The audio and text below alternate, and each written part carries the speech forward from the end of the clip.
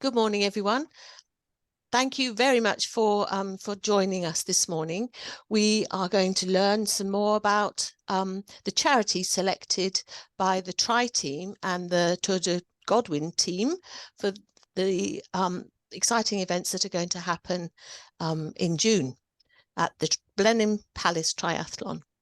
So I'm very delighted to welcome Amanda Rudman, who's one of the chair people of the Tri team, and representatives, founders, dear people who are giving so much time and effort to a charity called Support Send Kids, one of whom in particular is very well known to us, Tamsin Ogilvie, who's going to be talking as a triathlete, but also as a parent of a child with neurodiverse condition who has a personal story as well to share with us as to why she's so happy and delighted to be supporting Support Send Kids and to be running the triathlon again this year in aid of this. So I'm going to hand over just to say we are recording today. If you have any questions, please could you write them in the chat, or if you prefer, wait till the end of the session. This should probably go on for about 20 minutes, 25 minutes, and it may be that your questions are answered along the way, but if not, please hang on to the end and share your thoughts. Thank you. Over to you, Tamsin. Amanda. Sorry. Well, really, Sue, you've said everything that needs to be said. We're really delighted to support the Support Send Kids charity this year, and very excited that it's so personal to us that Tamsin, who's was a mum at the school, is involved. So, and that's we're really looking forward to getting behind it. So over to you, Tamsin. Thank you. So yes, my son was at the Hall.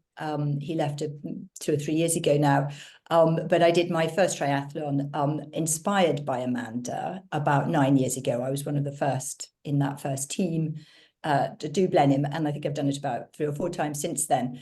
But I'm also here as a parent with experience of neurodiverse children in education. So independently, in a way, of the triathlon and of the charity, if anyone does want to have a quiet, confidential coffee and talk about anything that they're experiencing with their child at school, I'm always happy to talk, and do reach out to me, because I know what it's like to go through quite tricky times, and that's what I'm here for as well. The charity is amazing. It was founded by an old friend of mine, a lawyer, and completely unstoppable force, Rachel Amos, who just doesn't know when to rest, doesn't need rest, as far as I can tell. And she's done an incredible job building up and running the charity alongside her full-time job in legal tech and raising 2 neurodivergent teenagers. So massive kudos for that. And I'll hand over to Rachel to explain why the charity is so important and how we'd really love your support, and for everyone to throw themselves behind us to do what we do, because it's so vital and increasingly urgent as more and more children struggle in education. So thank you for listening. Rachel.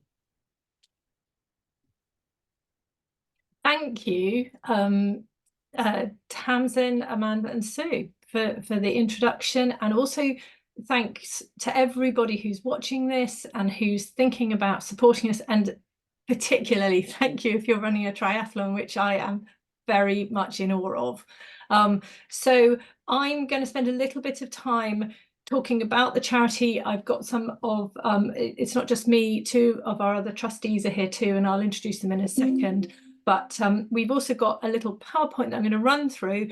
Not going to speak to all of it, but hopefully it will get circulated with the video, because hopefully it's got some interesting stats and some sort of background material for people who are perhaps new to the issue of neurodiversity and disability in education. And as Tamsin said, I have 2 children who are neurodiverse. And as a consequence of that, actually went through my own diagnosis for ADHD, which is a very common thing that happens to parents of children like mine. So I'll just move on. So Support Send Kids is our name. And this is who we are. I set this up with Janvi, who actually lives in LA, where she previously set up and ran a legal and sort of legal tech enabled business in London, and also with somebody called Denise Nurse. And we set it up in the pandemic because basically children were being left out, left behind, couldn't go to school if they had special educational needs. And that's just not fair, and it's not right, and it's not legal. And that's why we did it.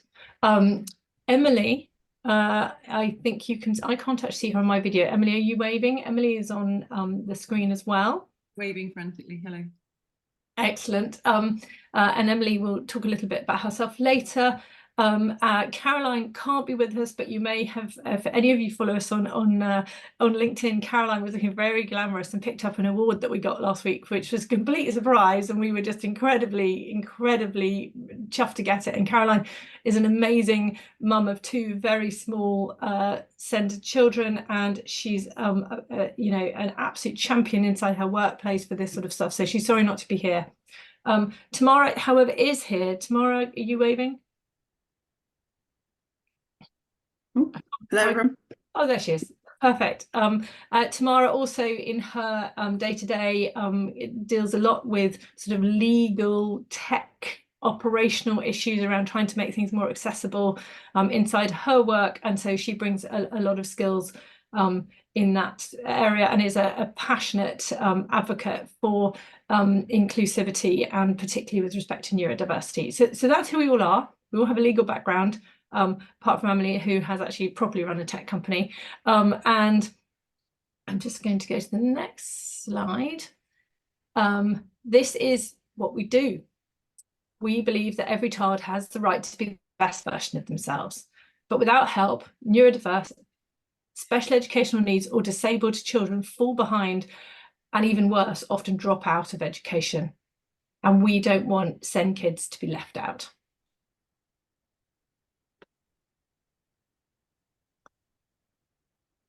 So if you, like us, you believe that education is essential for every child to reach their full potential, you will hopefully realise how vital our work is. Without help, many of the 1 million children in England with SEND fall behind or drop out of education entirely. Laws exist to help children with special educational needs, but there are many barriers to access, and children struggle to cope in education, and parents waste time and particularly money in the chaotic and adversarial process that the SEND access can be. And so what we do is we share legal guidance to help all parents find a route through the system and ensure that their child has the right support at school. And that's across all schools. That's not just maintained schools, it's also in the private sector. Increasingly in the private sector, actually, children are being supported. And this is a slide that I think hopefully will resonate a little bit, and it certainly does with me. Many people have children with normal needs, what we in the neurodiverse community call neurotypical, and they generally thrive and do fine at school, and there's no particular issues. Sometimes children have additional needs, and probably some of the people listening to this will think, well, yes, my child does have additional needs. Many children are dyslexic, which these days is regarded as very mainstream and addressable. But there are a lot more complicated needs that children can develop, particularly as they get older. And then there are children with significant needs, and those generally are identified earlier than probably the children in the middle. And those children need a lot of support. They need medical, they need educational support, which is obviously where we focus, and they end up sometimes with sort of long-term care issues. So we are trying to help the parents of all of these children, including children with normal needs, who may then go on, as my child did, to present as having difficulties, in fact, both my children, and needing additional support in school. And there are rights in the law that parents can access. It's just hard to know what they are. We've got a few quotes here from Caroline, who I mentioned earlier. And we've just run a survey with Sky News actually about what happens to families whose children are left out of education or have substantial SEND issues, and the statistics are just quite depressing actually. The bottom line is that 1 in 6 parents of disabled children works, so most parents have to give up their work, and actually most of those people are often the mothers.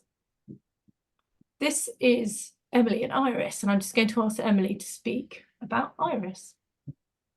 Hi. So my daughter Iris is nearly 20 now. When she was a very small child, we had lots of support from all of those people Rachel's just mentioned. So Senkos, GPs, CAMS, all of the local authority, all of those different agencies, most of whom thought, she might walk, she probably wouldn't run, she might talk, we'll see how we go. When she was about 7, her mainstream primary school, which was brilliant and did everything they possibly could for her, said that they couldn't support her anymore, so effectively excluded her, which was completely fair enough because it wasn't working for anybody. So we had to work out where she would go next. We identified a school, which is not a small undertaking in itself, because every child's different, and most of the schools out there were completely inappropriate for her. Having identified the school, we then had to secure funding for her to go to that school, which turned out to be the most expensive, emotionally fraught process that we've ever had to deal with as a family. Over the course of 18 months, we spent all of our money and all of our emotional resources, and we eventually took the local authority to tribunal and won, but only because the local authority didn't even bother to turn up and hadn't actually told any of their witnesses that they were supposed to be there. So I think when Rachel talks about how broken and adversarial the process is, that's something that's very, very real for us. We're about to do it all again, because now that Iris is nearly 20, she falls off the end of the fantastic school that we got her into. She now, forget about talking, walking, all the rest of it. She rides horses and dances and never shuts up. So, it's been an absolute success having her in the right educational environment. Now we need to work out where she goes next. So we go through the whole process again, except that the difference is this time we have access to Support Send Kids, where instead of going off and paying huge amounts of money to a special needs lawyer to help us through the process, I can understand the process by asking questions and reading the guides that we publish, and having access to barristers who will answer the questions that nobody's really asked before, because there are always some of those, and help us through that process without us having to start shelling out loads of money in order to do it.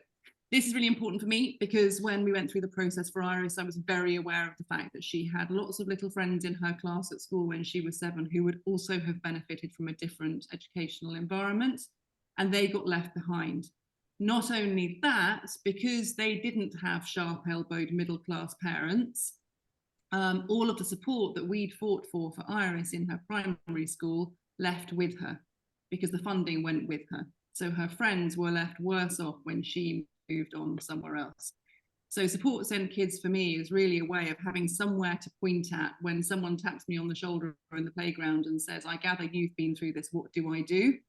To say, right, visit this website, ask your questions, someone will jump in and get you on that path without you having to go and start spending all of your life savings on this process. Yeah, that's my story. We all have our own versions of that.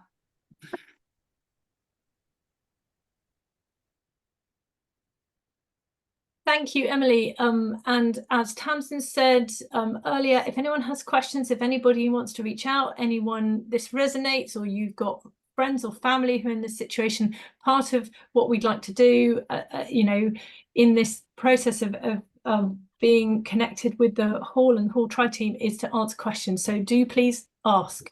The cost of failure is huge. I'm going to leave this slide out there for people who read this later. It's daunting, horrifying. And the current system is so hard to navigate. I think probably you will all have seen the amount in the press about this. It's actually been relentless since Christmas. The local authorities who aren't funding SEND, the children who are being excluded, and the parents who struggle. This is a slide about what we do. Emily's talked a little bit about it. We provide legal guides. We have lawyers who give free answers. It's free legal guidance to the law. And we have an astonishing number of people who visit our platform. They don't have to join it to absorb the content. And I think Tamsin, last year, how many visits did we have? It was like... Oh, I think it was something like 150,000 visits just, you know, through the year, something, yeah. It's astonishing when we look at the stats. And it shows you how much people are trying to find good and truthful answers. And that's what we'd like to spend any money that anybody feels like giving us on, is giving information to parents, because it means you can have better quality conversations with schools. It makes parents confident in their journey through the legal process. They can do it on their own. They don't have to spend money on lawyers.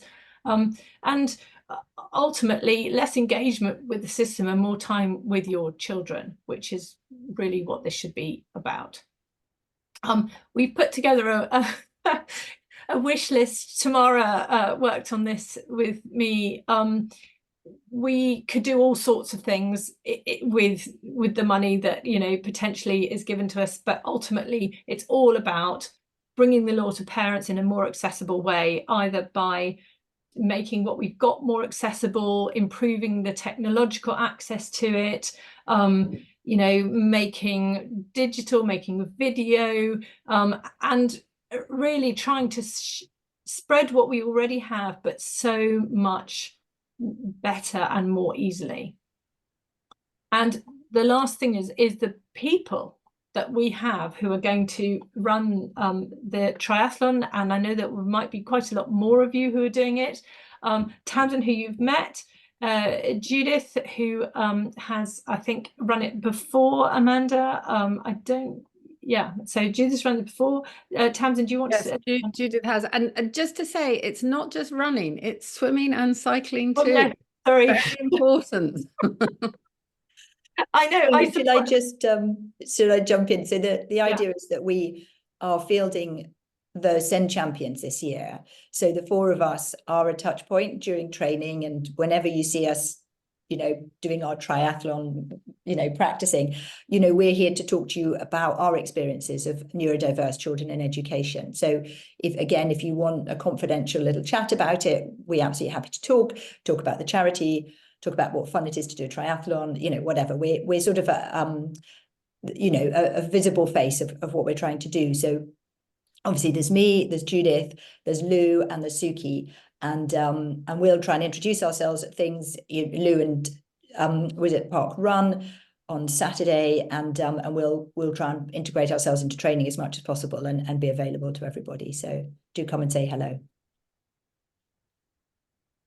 Thank you, and thank you to everybody who is going to put themselves on the line to try and help us raise money. That's really the end of the presentation. Hopefully that's to time, and we can answer some questions, or people can send us questions later.